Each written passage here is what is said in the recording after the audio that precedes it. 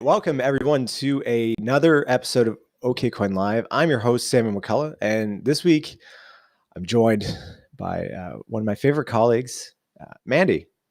Hey, welcome. Hey, Sam. Thanks for having me. Yeah, definitely. Excited to co-host. I am head of content and brand here at Okcoin and super excited about this conversation. Yeah, so this week, Mandy's here. We're going to get some alpha leaks, even though Alex isn't joining us this week. But this week we have Maya Akiyoshi and Bin Yu, who are the CEO and CTO of Addys. It's an NFT project that was launched a couple of months ago, and it's helping people learn more about NFT investing. So, Ben, welcome. Thank you so much for having us. Yeah, excited to be here. Yeah. So I know that both of you have been involved in the crypto scene for quite a while. So maybe you could kind of go into detail about the several years that you've been here in the space and working on different projects. Yeah, so I got into crypto 2018 thanks to Ben actually, and at the beginning I started investing in Bitcoin and Ethereum, and it has been. I was just fascinated about the technology. I started reading about Bitcoin, and I was just fascinated by like how the Bitcoin beautifully solved this current financial system. So then I started like really getting into learning about more ecosystem, and then really learning about like different blockchain. And then I got really into like how like Ethereum built its own like ecosystem for developer platforms. And then after that, we started kind of thinking about how we can bring more people.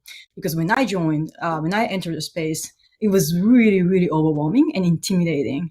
So many different jargons, and then the design of all the products feels so intimidating.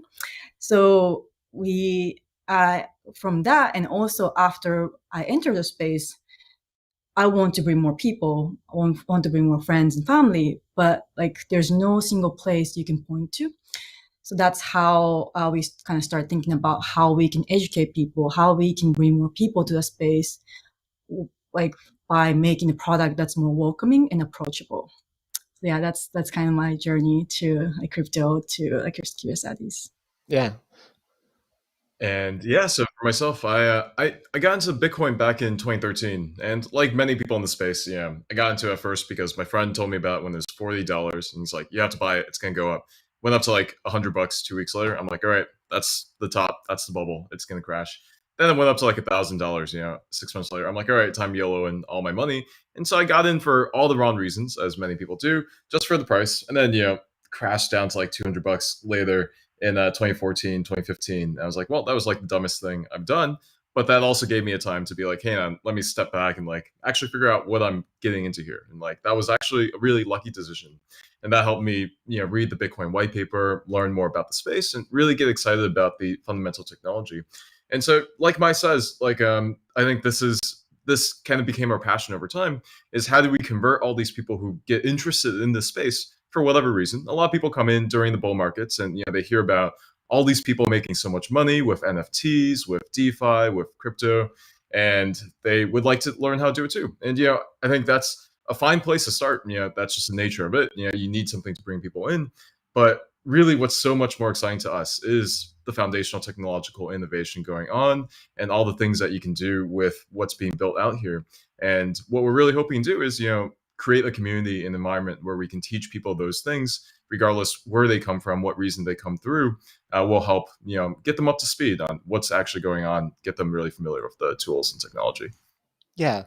Well, I was doing some research, and this isn't your first big crypto project. I mean, you had something called the Stream Token back in 2017 and 18 that you were working on, but due to regulatory and legal concerns, you had to kind of push to the back. And I know a lot of US-based projects also had to do the same as well too. It looked interesting being able to reward like Twitch streamers and YouTube content creators for their content.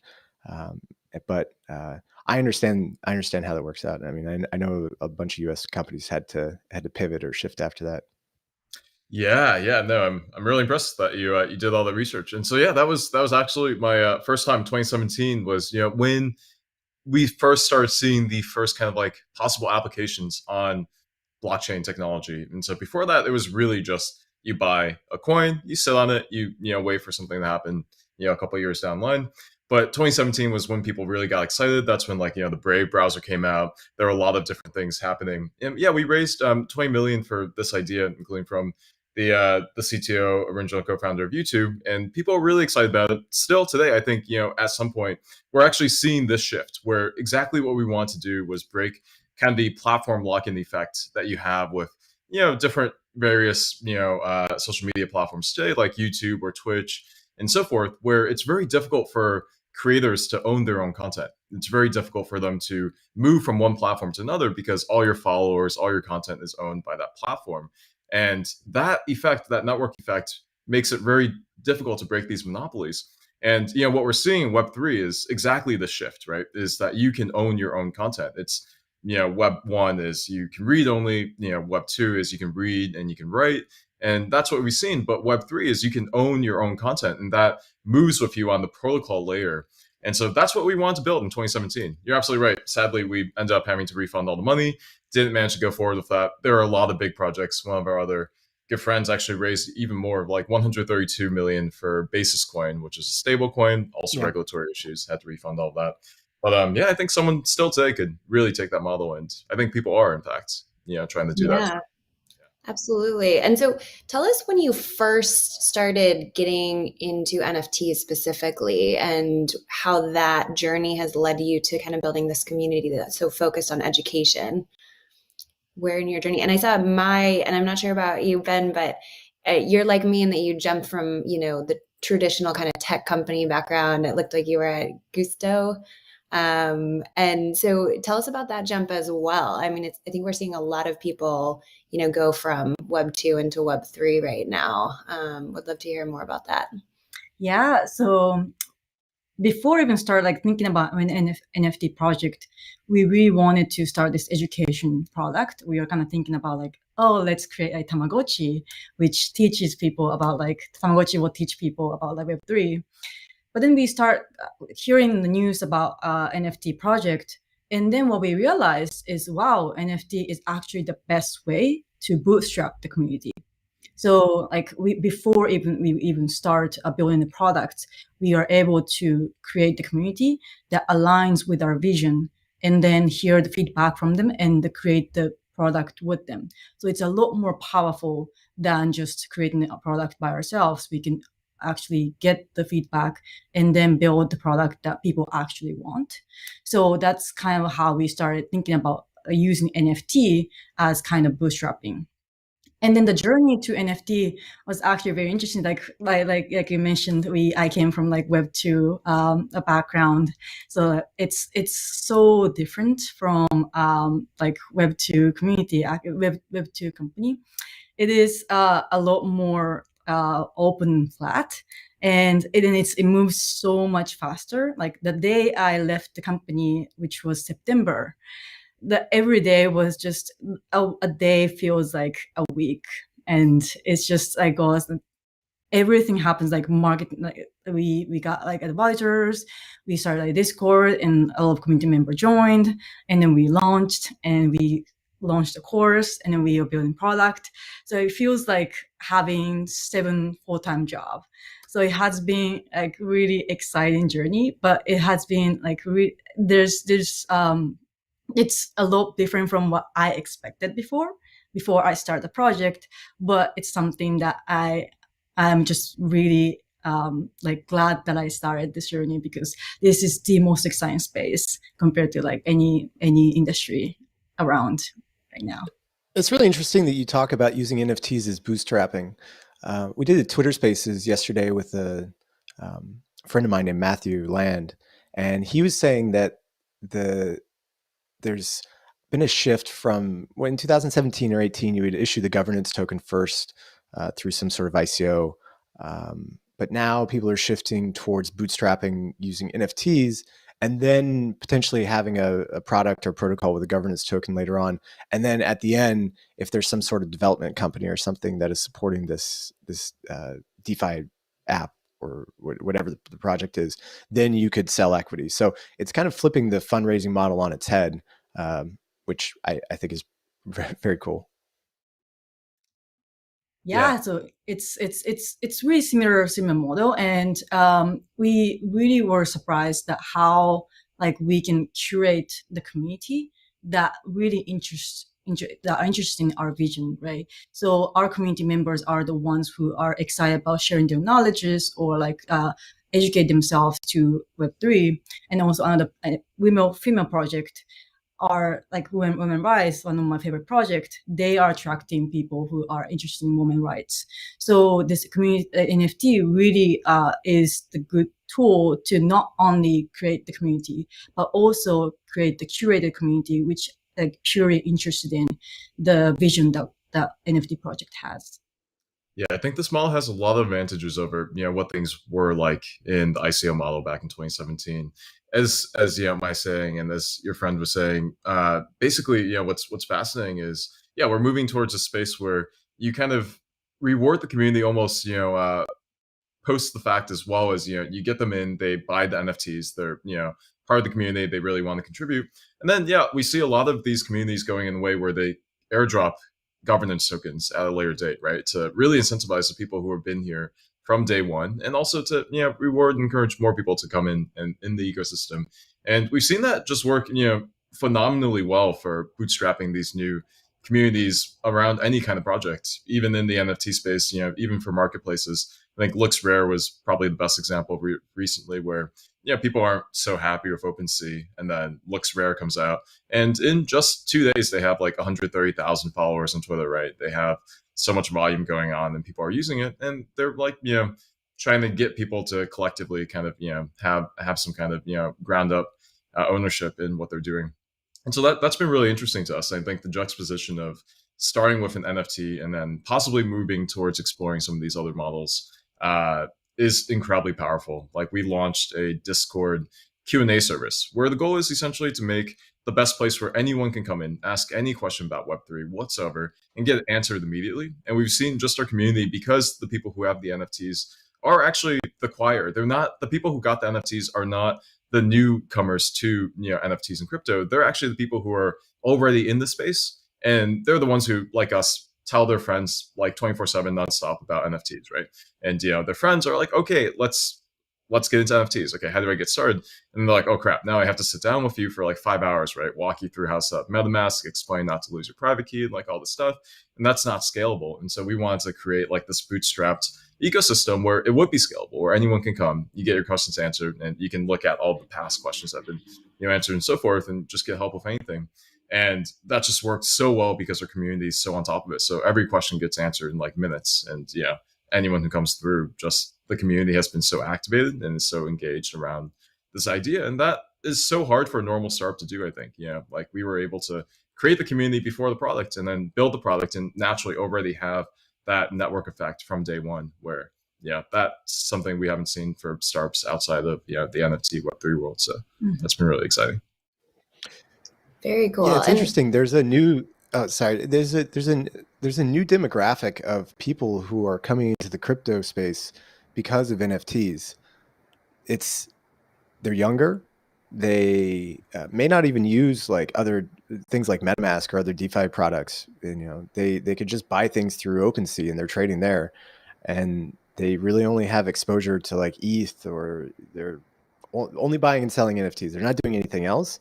And so it's different than the users who came before them.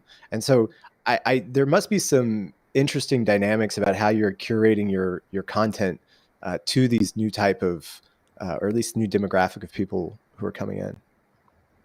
Yeah, the demographic that we are feeling exactly the same, that sentiment. For example, what I see as a trend really is a woman coming to this NFT, this crypto, thanks to NFTs. So usually when you go to crypto conference, it's the ratio is pretty like male dominated. But when I went to NFT Basel, which I met Mandy, it was there like I wouldn't say half, but I could see like 30 to 40% of women in the space, and it was really good surprise for me. And so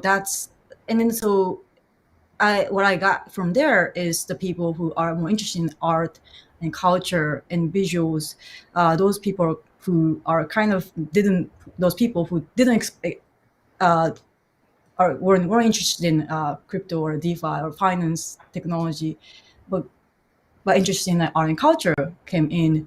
So this NFT is really becoming a driving force to the crypto space. So the content wise, we have been kind of doing a lot more like visual approach of like how, because the feedback we are getting is like the more visual, the more resonate to those audience.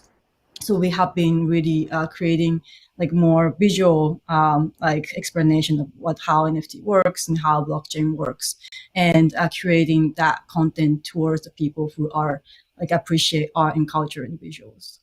Yeah, you're exactly right in that it's I think what we're so interested about specifically NFTs is it is the first time, as you're saying, really, that we've seen where people who are not crypto native people are coming into the crypto space, and that presents, I think, possibly the killer application, right, to make crypto actually go mainstream. Is this is the first time that people are like, oh, there's a inherent value proposition that is just the product, right? Not like the technology is, why they're coming in here. And yet at the same time, there's this huge gap because you're still using all these crypto products, but you're using them because you need them to do this other thing that you want to do.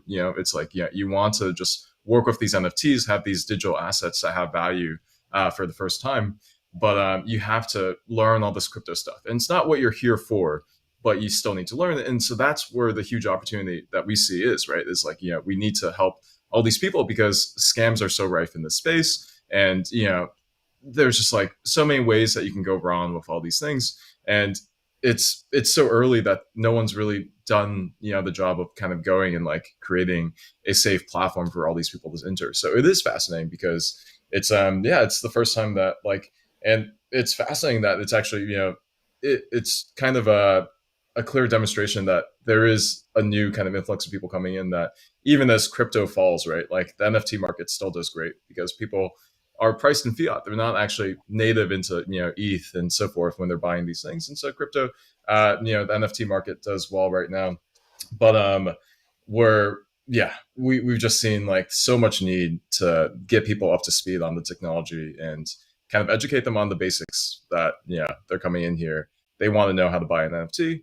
They don't know anything about setting up their MetaMask or, transferring their ETH, gas fees, and how to avoid all the different scams, keep their stuff safe and so forth. So that's been really interesting. Yeah, absolutely. And you mentioned, so, we are seeing a bit of a drawdown in many of the crypto markets right now.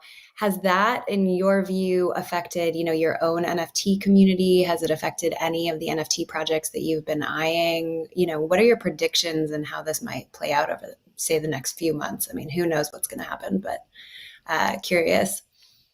Yeah. Yeah. Yeah. You want to go for it? We look at each other. Maybe talk about more like sentiment of the market. I'll talk a little bit about like our own NFT community.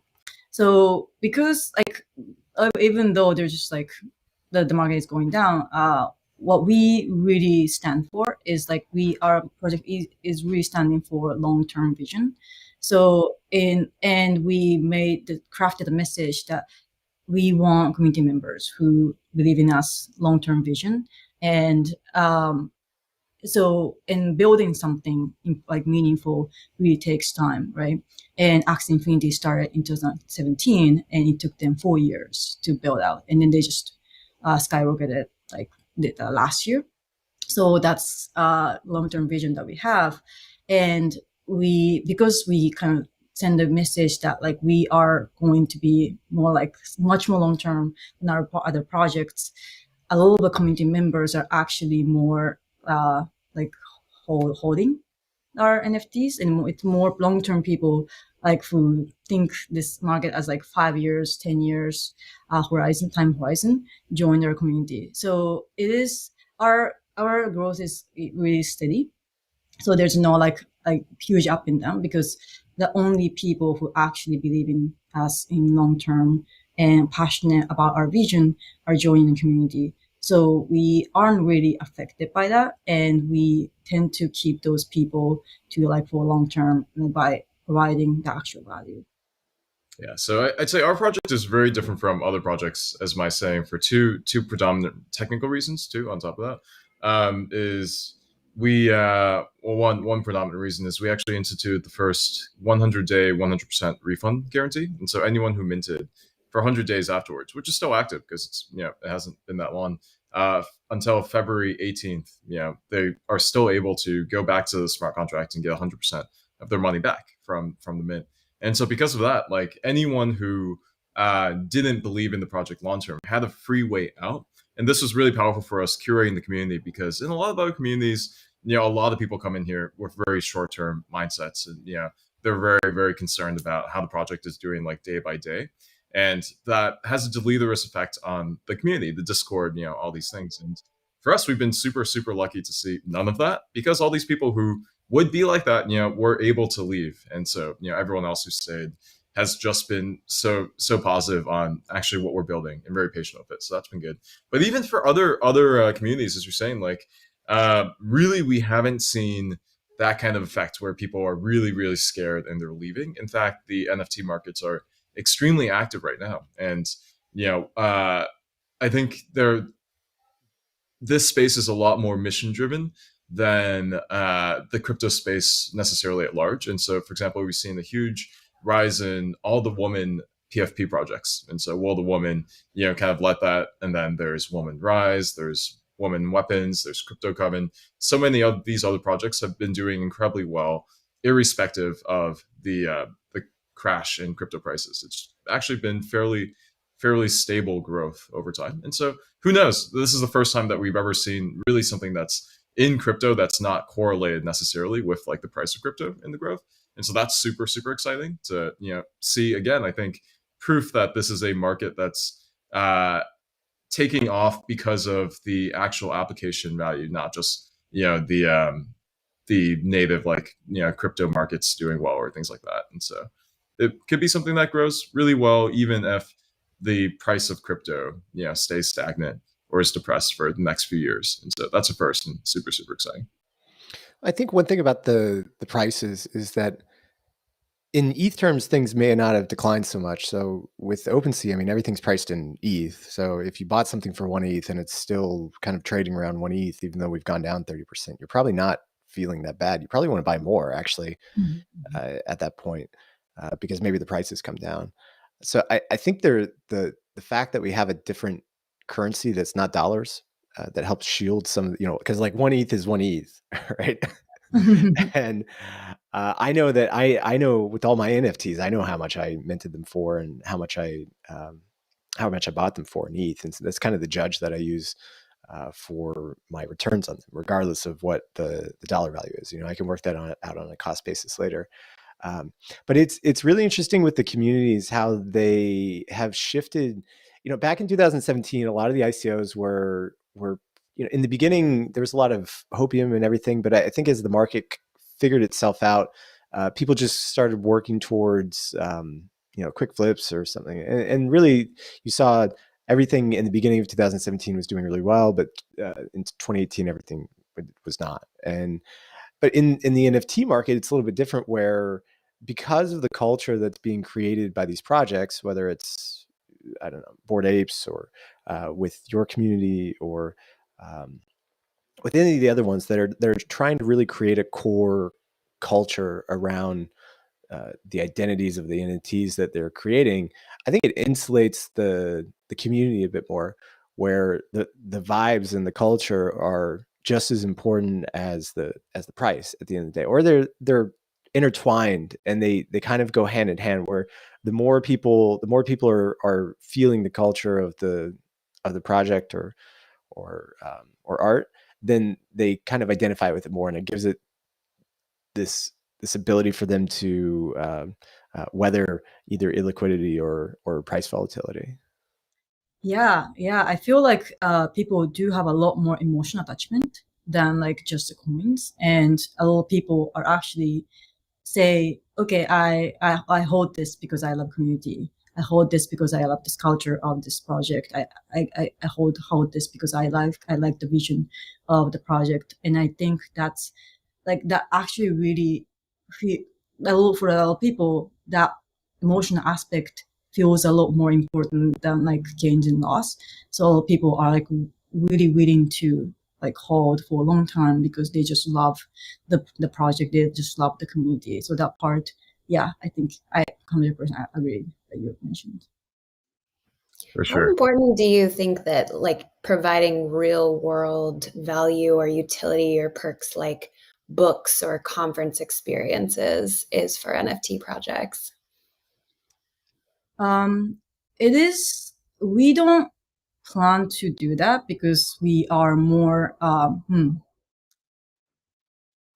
real-time experience is something that a lot of people want, and also like a lot of people projects are offering, but we focus more on kind of like aspect of how we can maximize the experience on like in Web3, and how we can kind of offer the value as like community and educational content, and like the opportunity to share knowledges. So in our project or community itself don't really focus on real-time value, but it depends on how the holder cares. And our community and like tends that like they don't really care about real-time value because we haven't really got feedback that, hey, like where's the real-time value? Yeah. Real life value, sorry. I mean, but the utility is the community. I mean, you look at the NFT is almost like a mixture of those social tokens that were big a while back.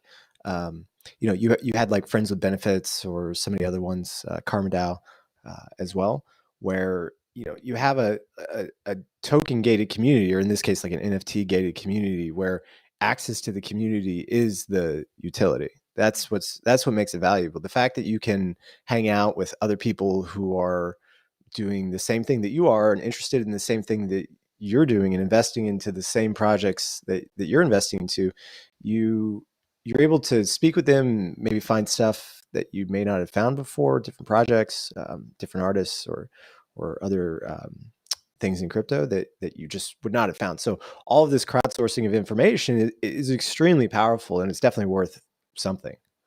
Exactly right. Yeah.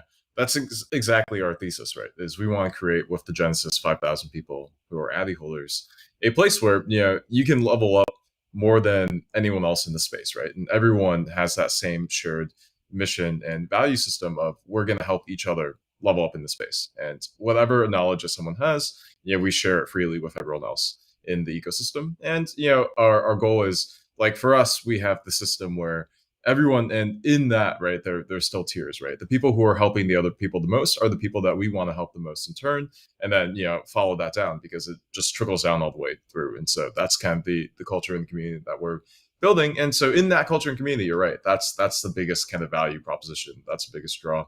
But it really depends on every culture for every NFT community is different, and some of them are actually like real life communities, and they really like I don't know, there's not an NFT, but there's what the city DAO, right? And they're like trying to build, actually, they were like buying a plot of land in Wyoming where they would all like actually have a place in real life. And I think the more like there are just so many things you can do with an NFT project. And if there is something that is much more focused, like I guess, you know, maybe ReFriends is something more along those lines where that is really focused on, you know, like you have this more real life recon that you can go to and like all these other things, right, that draw together there. And for that, it works really well.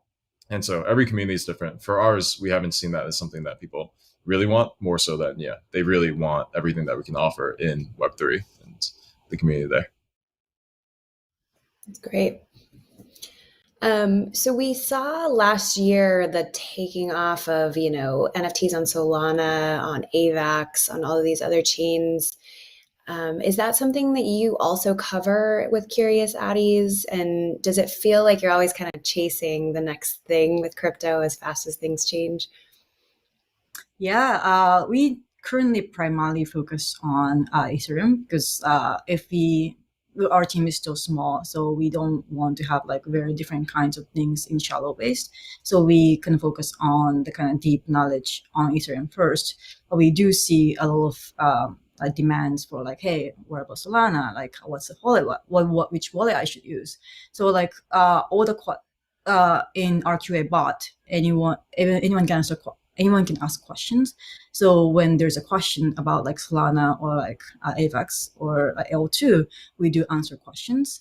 But content-wise, it's going to be the next step. But we are going to cover different chains.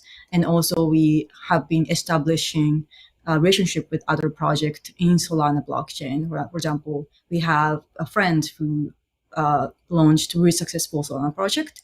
So we have been working with them to kind of learn more about the ecosystem, what marketplace we should look at, and what kind of wallet is better. So it's certainly the next step. It's really hard, just as you say. There's so much going on, right? It changes, month by month, which one is the one that, is the new thing. And so there's very, very difficult to, our thing is we're trying to find, as a company with limited resources, is my saying, our goal is to try to identify the most evergreen content that we can provide that will stand the test of time. And then everything else, the goal is to empower the community to be crowdsourced in such a way that they can help answer, because there's no way that any one, like group that's just a few people that are working on building the core content, I think can keep up with the speed of everything that's growing, because literally everything is being built out as as we're speaking right now. And so it's very, very difficult to catch that. And we really think that the only way that we can do that is to have this decentralized community, right, that is able to keep on top of every single day what comes out, what new development there is, and help educate each other in that way. And so that's our kind of two-pronged approach. We make all the really, really long-term kind of evergreen content, and then the community is able to keep on top of the more rapid developments. Yeah, it's interesting with the with the other chains. I know that I know there's NFT markets on other chains, but there's just not liquidity there. And at the end of the day, especially if you're going to be recommending it to other people, if somebody's going to be buying into a project, you want to know that they can sell out, and you don't want to push people towards something where they either mint or they buy and then there's no liquidity, which is gives them a bad experience of what's actually happening with the market. So yeah, I understand that it can be very difficult in expanding outside of the Ethereum ecosystem, even though there may be less fees, right? Because you're going to pay quite a bit to either mint or to do a round trip transaction with buying and selling the NFTs. So I would like to know, do you guys try to take people along that investor journey? Like, what does that look like for the people who are joining your community? They may, like, how do they hear about it? And then what are the kind of ways that they're and things that they're learning as they go along? Yeah, so mostly at the moment it's a word of mouth. So a lot of the people who come into so we have 20,000 community members, and a lot of them are first time minters for our project. So they learn how to manually set gas price, and like they learn how to use like hardware wallet, and they learn how to like combat scams in our community. And then they start kind of sharing about like, oh, let's use this scam quiz from Curious Addys, or like use this article to how to set gas fee from Curious Addys. So that's how people come into our community. And our community is really focused on people who want to bring other friends to crypto. So the journey usually is this community members tell Curious Addys about friends, and then what we just created this interactive tutorial. And what we believe is the best way to learn is actually doing. So we created this interactive tutorial where they can come in and actually mint buy, sell NFTs without having any crypto in your wallet. So we will walk that in that tutorial. We will walk through how to set up wallet and how to mint your first NFTs. And we are going to we send Matic because it's on Polygon. We send a little bit of Matic so that they don't have to even pay for gas. So they can go through like set up wallet and mint and like get the first NFT. And after that, they can go to the second section and buy and sell NFTs. So through all the journey, they can learn from zero that like how this interacting with NFTs will look like. So that's kind of start, and we are going to build more modules that they can learn different concepts like how to join Discord, or how to manually set gas, or how to use hardware wallet, or how to even like invest in cryptocurrencies using our virtual trading platform. So the journey is right now more focused on NFTs, but we are expanding more about different experiences that requires to do in Web3 space. Mm-hmm. Our entire thesis was that it's really, really difficult to, we actually tested a bunch of landing pages where it's like, for people who have never touched, NFTs or crypto before, let's try to convince you to get into space. And we realized, there's no one who's going to read a 30-second landing page, right? Or even like a 30-minute landing page. And then like be like, okay, I've never heard of NFTs before. I've never heard of anyone telling me about it, but now I'm sold, right? 95% of everyone who's gotten into crypto that we know, 95% plus, or NFTs, got into it because of a friend, and typically multiple friends. And that was the case for me too. I was skeptical, even as someone in crypto, on NFTs, and it took a lot of really, really smart friends I really respected, a lot who had gotten into space really early, to really convince me that, okay, there's something here, I should try to check this out. And so the problem that we're trying to solve is we don't think we can necessarily solve that problem. I think there does require some level of like emotional trust with someone that from other parts of your life that like have gotten into space. And once those people are activated and they've told you about it and now you're interested, that's the place where we come in. The place where, now they're like, okay, how do I get started? And it's so non-scalable, right? You have to sit down and explain everything to your friend for such a long period of time. That's where ideally where we come in is they can say, hey, look, you can just go to venture.curiousaddys.com and you can just walk through. They'll teach you from the ground up how to set up your MetaMask wallet, how to actually keep everything safe, how to actually get some crypto, how to go actually mint your first real NFT for free, buy and sell, all this stuff. And that's the kind of goal that we have. And so that was exactly why NFTs were so compelling to us as a starting point anyway, because all these people who have the NFTs are the ones who are naturally telling all their friends about it, and all their friends just need a place to go to start. And so that's our goal, is to be that first place. Anyone getting into Web3 and NFTs specifically right now go as their first place to learn everything they need to start their journey. And this is their first community kind of in space. How did you how did you meet Nas Daily, and how did you get involved with making content for him or with him? Yeah. Good question. So that's our other inbound funnel. So we do have a lot of places where people are coming in, and that actually is another one. We made the most comprehensive course on NFTs actually as a video course with Nas Academy, and that has become the best-selling course ever actually in just one wave on Nas Academy. Oh wow! And so we were super lucky. I knew Nasir from Harvard way back in the day. We went there together. And then, when he started making videos 5 years ago now, 5-6 years ago, we actually ended up making like 8 videos together actually. And like, we just knew each other really well through that time. And when he was doing Nas Academy, he really knew that there were 3 things he wanted to target, which were content creation. That's his forte. And then there's entrepreneurship, another forte. And then the third one was crypto. And it's so clear. And I think his vision with Nas Academy aligns so well with our vision, where his entire thesis is that education is about community actually, and learning with a wave of people. And so everyone goes through a wave as you go through any of the classes, where you have all these other cohort classmates that start on the exact same day with you and graduate on the exact same day.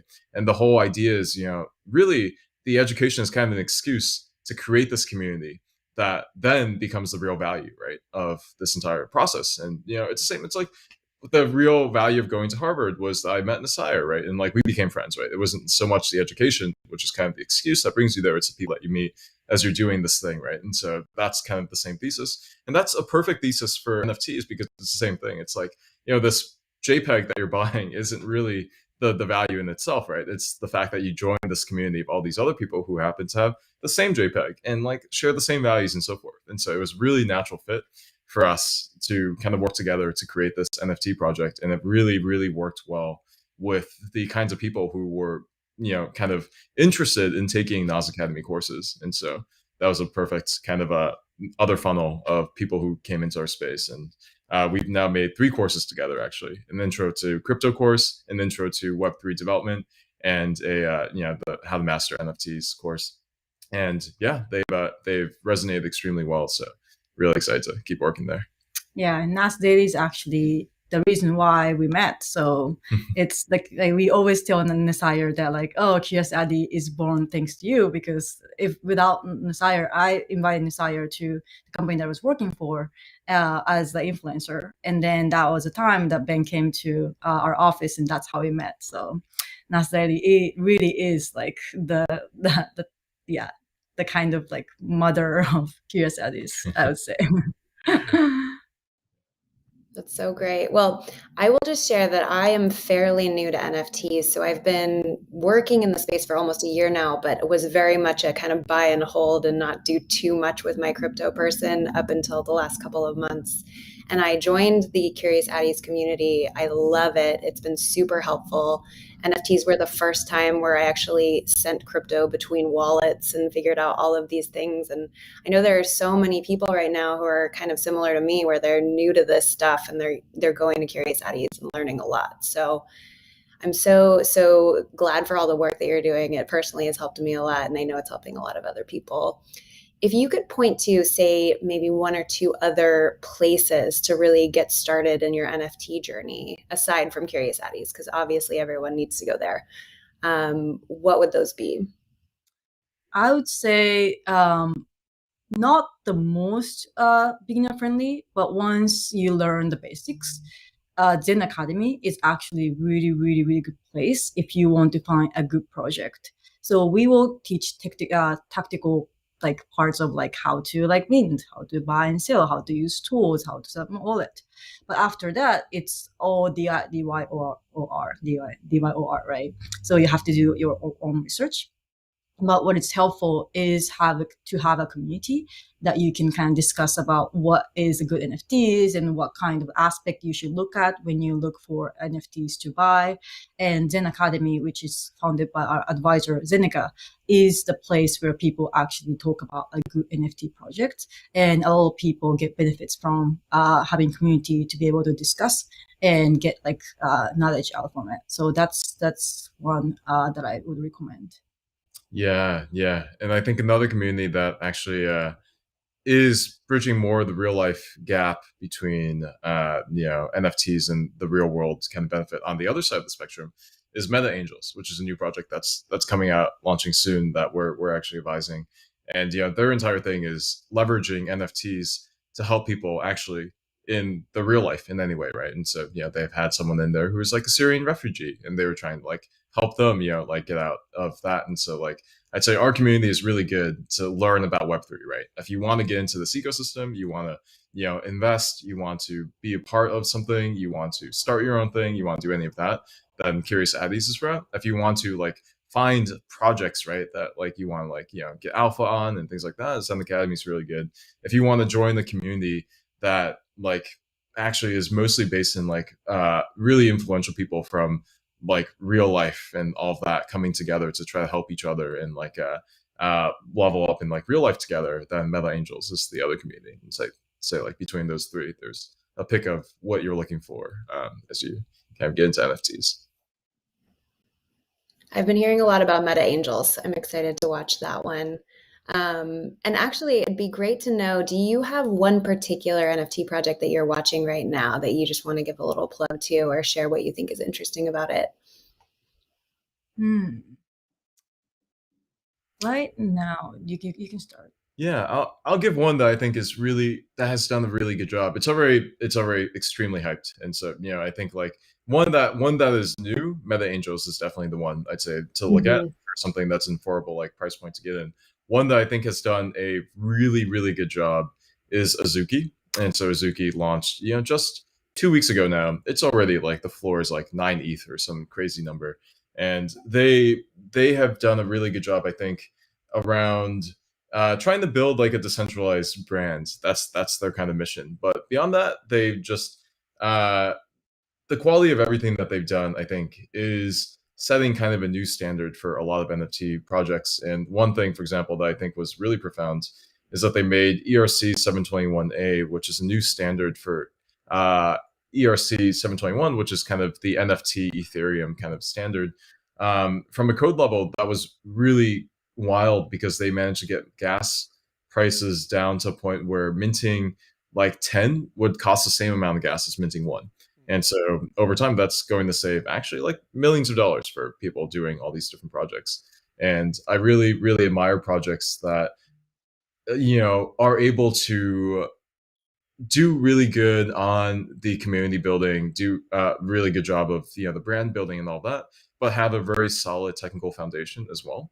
I think that's one of the few projects that I'm very impressed to see that they have both. They're a product minded team that also can do community and branding well. And so, yeah, that's one. Yeah, I have one. So my BFF, I know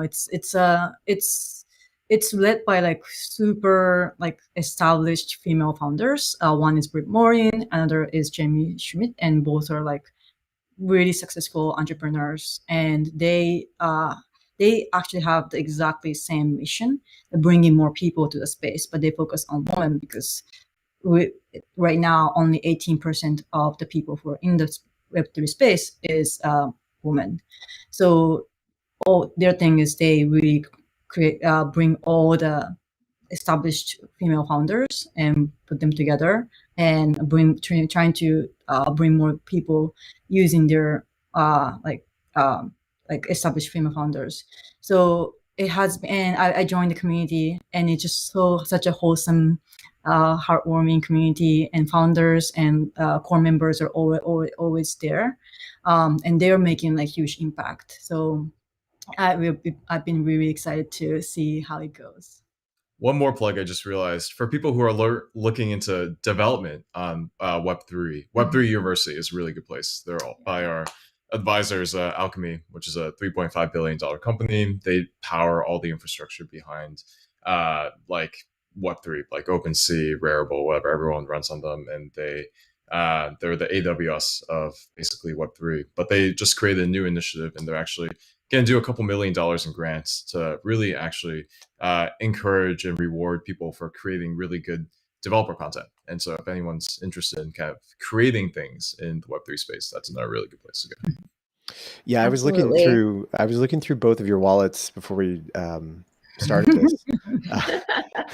I Things saw, that are normal to say only in crypto. no, I mean, I was looking through the OpenSea stuff, and I saw your Azuki. I know they've been the conversation I had yesterday with Matt as well too. That's the project that he said was very like meta right now. Like it's very on the kind of the wave of what's popular, and they've really been doing a good job. I also saw that you had a bunch of like art blocks as well too, and some other generative stuff, which I've got some art blocks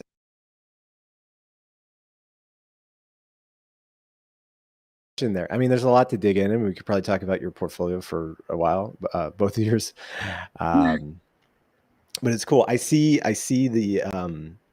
It's interesting to see other people's collections, right? Because like I've got my own, and other people have theirs, and it's interesting to see the dynamics and the differences between what people are collecting, like what they like, what kind of art styles they like, and what they think potentially has like long-term value.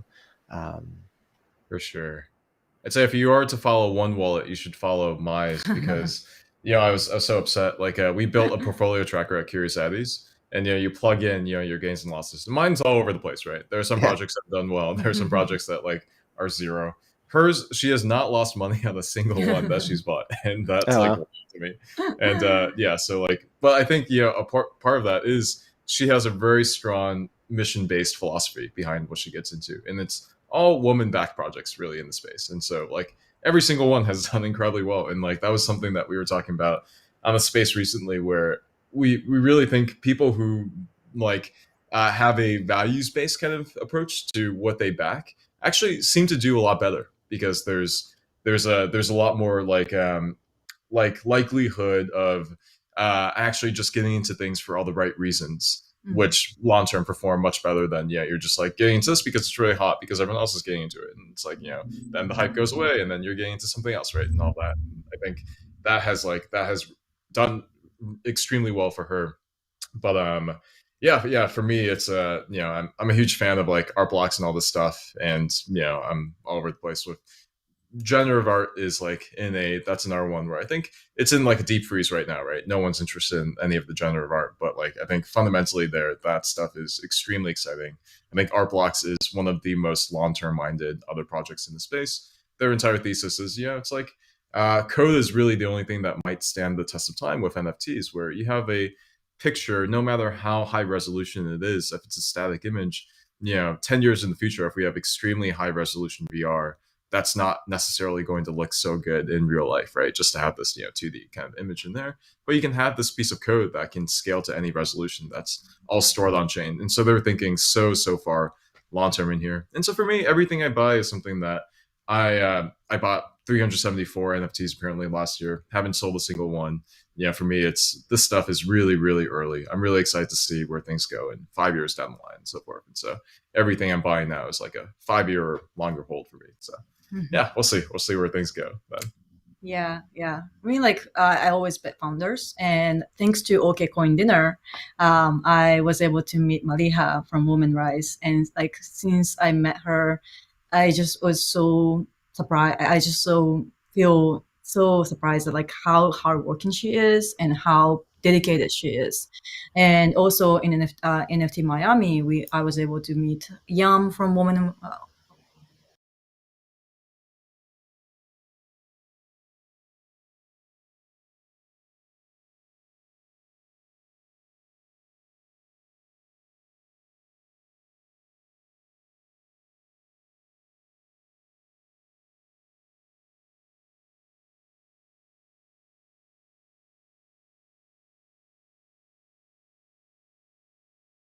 So yeah, thanks to Okcoin organized this dinner, female women in crypto dinner, and I was able to meet Maliha. She's an amazing founder, and I was just so excited that like she's so dedicated and hardworking, and she's just using this NFT opportunity to really drive this movement of women rights. So and that's Maliha, and I met Yam from World Woman, and I met Sarah from Woman and Weapons, and they're all amazing founders with really strong vision, and it's mean that I just wanted to bet on those founders. So that betting seems like it went well. So I'll hold for my life. Yeah. It sounds like your portfolio looks similar to mine, because I also I've got Women Rise, Women in Weapons. I just got Sacred Skulls. So I've been following a lot of these female, NFT founders, and have been really excited about what they've been building. I agree. Women Rise is super inspirational. I mean, she has such a very concrete roadmap as to the organizations that she's going to support, the different things that she wants to provide to her community. I mean, she's continuing to put out more artwork. And I mean, part of NFTs is just liking the art itself. And I personally really love her style as well. So yeah, her style and her vision is like really, really outstanding compared to other projects. Yeah, absolutely. So which of your pieces would you not sell for any amount? I don't want to sell my World Woman because so after I met Yam, I asked her like which art I should get, and she was like, don't care about rarity, don't care about like values, just care about what resonate you. So I picked the one that looks like me, my hair, my eyebrow, and like kind of like a little bit distracted. so I have like so strong attachment to it. So I feel like that attachment, if I sell, I feel like that's kind of me going away. So I'm probably not going to sell that one for like. Yeah, I think likewise for me is possibly nothing actually is like ideally if I never need the money, I would never sell anything. And hopefully hopefully hopefully the idea is that it just continues to like it'll keep its value, right? There's no reason that any of these things will necessarily hopefully lose value over time. But if I had to pick one specifically, it would definitely be all the one-of-one art. And so I actually got into NFTs by yeah no sorry Can you stop calling? Thank you. but we actually we got I got into NFTs from actually Foundation app, which is a place where people are one-of-one artists, and they're not doing collections. And that stuff is a lot more. It hasn't taken off nearly as well as like PFPs have, but it's so much more profound. And like every artist that I collect from, I basically form a personal friendship. Right? They all reach out, we talk, and one person in particular, Century, he was so touched by us kind of doing that he went ahead and made this custom octopus piece. And octopuses are kind of like our favorite creatures. That's why we have Curious Addys as a project. And so he made this octopus mask, and like that's the kind of stuff that really has the emotional stickiness that Maya was talking about. Where with Ethereum, with Bitcoin, like that stuff, like I'm holding it for a long term just because I think it's going to make me a lot more money if I hold it, right? But I have no sentimental attachment. I'm not going to feel so bad when I sell it to like be rich or something like that. But like with art and NFTs, I think it's so different where you do have that emotional stickiness and you hold it for so much more than just the value. Of course, it's nice that it retains value, right? That you're hopefully not going to lose money on it or even make money. But it's like having that piece is so much more profound. And I think one of my friends, Dylan Field, who was one of the people who inspired me to get in here, he bought a CryptoPunk for what, 15,000 in 2018. And that was a lot. They were going for like 100, 200 bucks, but that's when he really thought 7804 was the Mona Lisa of, CryptoPunks and of NFTs. And then he sold it for 7.5 million in 2021. And he didn't want to sell it for the money. For him, it was, he wanted to prove the point of like, these things are actually worth this much, right? This is a big deal. And paradoxically, the only way to kind of prove that is by selling it. But he said, like he felt so bad about it afterwards. Like he felt really like he had lost something, and he had like dreams about like this CryptoPunk afterwards, which is kind of like crazy to think about. When it's like this pixelated, randomly generated, image of like a barely recognizable punk. But like I think NFTs really do have that power to, the longer you hold it, you have that personal connection that you form with it. And that is so powerful that like in an ideal world, I don't have to sell any NFT. So that's hope. But yeah. Well, I think if someone offers me 4,200 ETH for an NFT, I'm probably going to say, you can have it. Exactly. There are exceptions. There's always a number. You're right. Yeah. Saw one of them, and then hopefully, you can keep the rest. So we have a couple of questions that we ask each of our guests that come on. We have 5 questions for you. They're like hot seat questions, our famous 5 questions, or Alpha 5. And so we're going to start with those. And question number 1 for both of you is, where is the most alpha, on Twitter, Telegram, or Discord?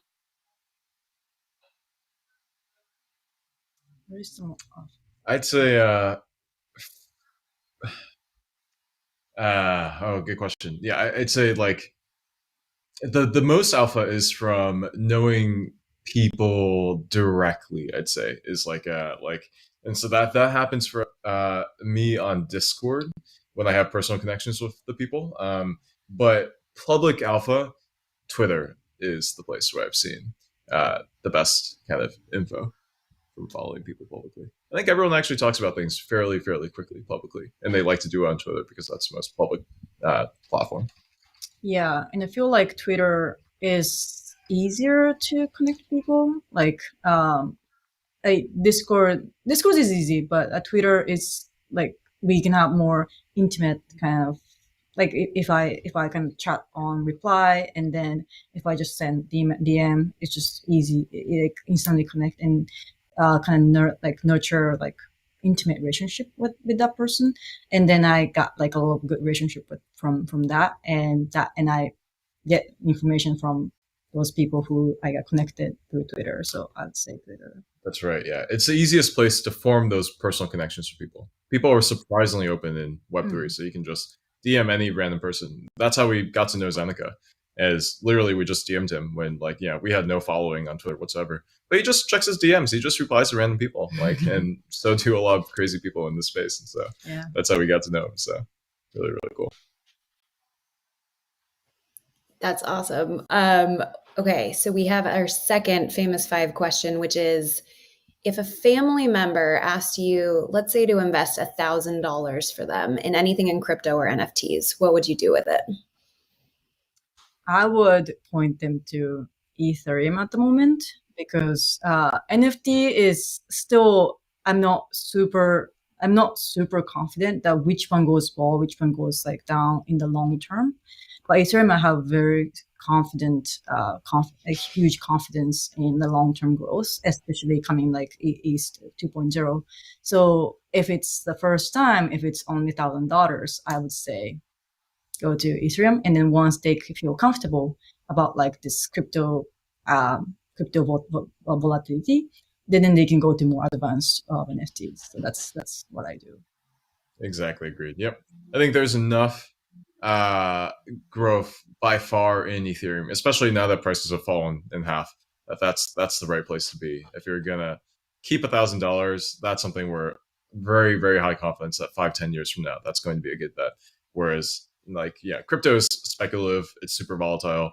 NFTs are like 10 times more so, right? And so I'd say like it's really, really harder to get someone in that space. And also, I'm more afraid that they'll just lose their seed phrase or something, right? You have to store your NFTs self custody on your own wallet, and that's a really tough process. I'd say the easiest thing for most people to do is probably open like a Coinbase account or Okcoin account or things like that, and then like go ahead and buy on a centralized exchange where things can be a lot safer for you, right?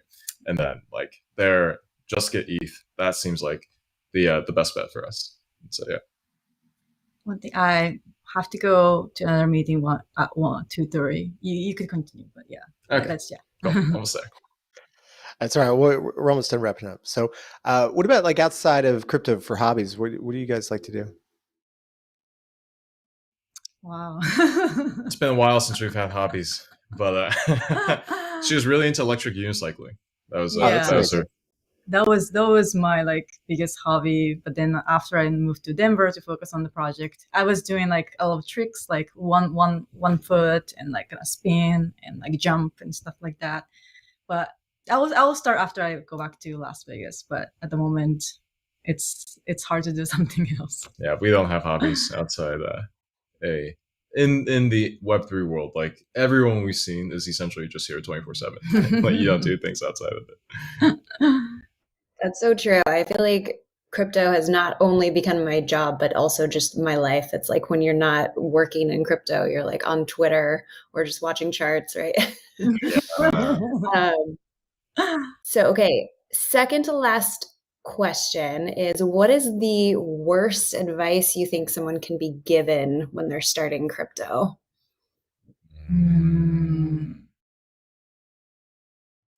Maybe something like follow anyone's advice, because I mean, follow advice is okay, but like ultimately, like I've seen so many cases that someone follow someone's advice and then lost so much money and then feel so bad about it.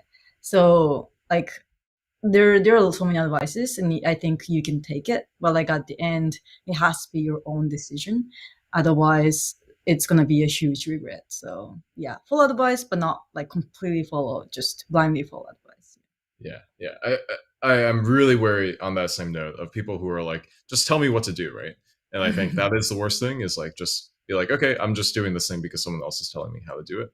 But I think ultimately like or just going in too fast or something like that. I think like almost everyone I know, like you're not gonna do everything perfectly at first. In fact, you're probably going to like lose. Like I lost money when I first got in here, right? And like I think almost everyone I know like makes mistakes when you first get in. So get in slowly, even though it feels like there's FOMO. I'd say it's just like don't think that it's like you're going to miss it or something like that, and you have to like do something right now, even though it always feels that way in crypto.